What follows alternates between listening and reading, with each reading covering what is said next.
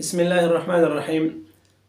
آج ہم زندگی کے کچھ ایسے اصول بیان کریں گے جس سے ہم اپنی مشکلات اور پریشانیوں کو زیادہ سے زیادہ کم کر سکتے ہیں۔ تو عربی کا ایک شاعر ہے، فرماتے ہیں اذا اشتدت بک البلوى ففکر فی الم نشرح فعسرا بین یسرین اذا فکرتہ فافرح، کہ جب دنیا میں آپ پر مصیبت اور پریشانیاں آ جائیں، مشکلات زیادہ ہو جائیں، تو آپ کو چاہیے کہ جا کے سورۃ الانشراح کو پڑھ لیں اور اس کو سمجھ لیں۔ تو جب آپ سورۃ الانشراح پڑھیں گے تو آٹومیٹکلی آپ خوش ہو جائیں گے۔ اب سورۃ الانشراح میں اللہ جل شانہ فرماتے ہیں فَإِنَّ مَعَ الْعُسْرِ يُسْرًا إِنَّ مَعَ الْعُسْرِ يُسْرًا، کہ بے شک ہر مشکل کے ساتھ آسانی ہے اور بے شک ہر مشکل کے ساتھ آسانی ہے۔ یہاں پہ اللہ جل شانہ نے مشکل کو بھی دو بار ذکر کیا ہے، جس کو عربی میں عسر بولتے ہیں، اور یسر جو آسانی ہے اس کا بھی دو بار ذکر ہے۔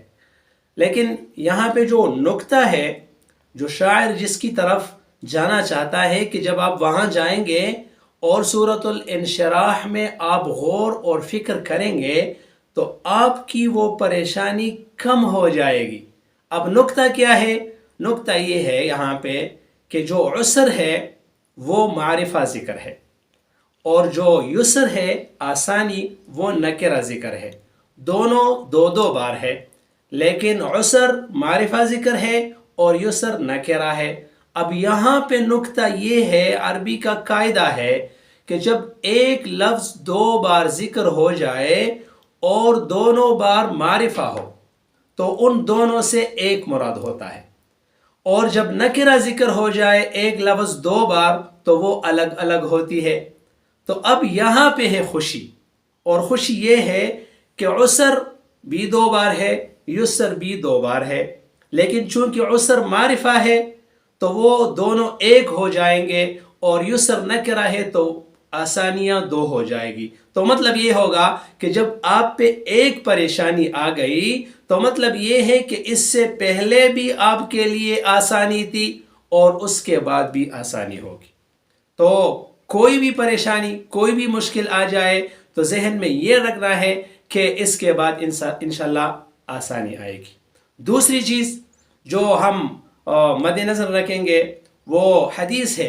حضور صلی اللہ علیہ وآلہ وسلم فرماتے ہیں کہ جب تک انسان دوسرے لوگوں کی فائدے کے بارے میں سوچتا ہے تو اللہ تعالیٰ اس انسان کے فائدے کے بارے میں سوچتا ہے۔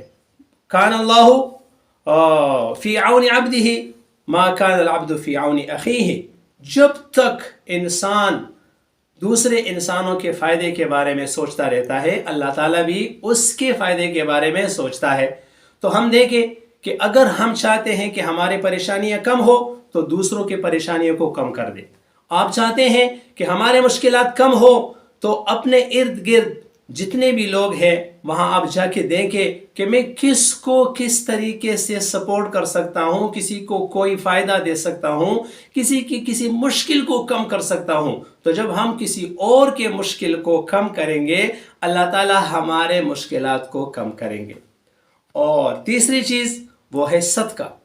صدقہ ایک ایسی چیز ہے جو بہت بڑی بڑی مصیبتوں اور بلاؤں کو رد کر دیتی ہے۔ الصدقۃ رد البلا۔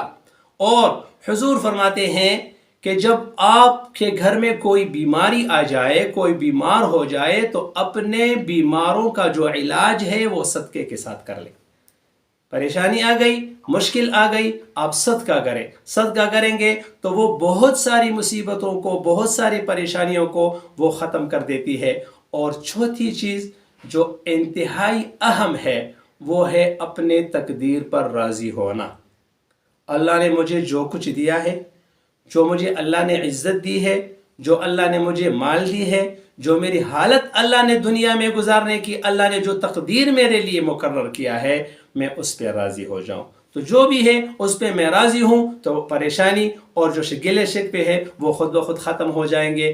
اور پانچویں چیز جو بہت ہی اہم ہے وہ یہ ہے کہ ہم اپنے خواہشات کو اپنے وسائل کے اندر رکھیں۔ میرے جتنی انکم ہے، میرے جتنے وسائل ہیں، اپنے تمام وسائل کے مطابق اپنے خواہشات رکھیں۔ اگر خواہشات ہمارے 10,000 کی ہو اور انکم ہماری 1,000 کی ہو تو ظاہر ہے کہ وہ خواہشات پورے نہیں ہوں گے، اور جب خواہشات پورے نہیں ہوں گے تو ہم جائیں گے ڈپریشن کی طرف، ہم جائیں گے اسٹریس کی طرف، ہم جائیں گے انزائٹی کی طرف، جو ہمیں صرف پریشانیاں تو دے سکتی ہے لیکن اس کا کوئی حل نہیں ہوگا۔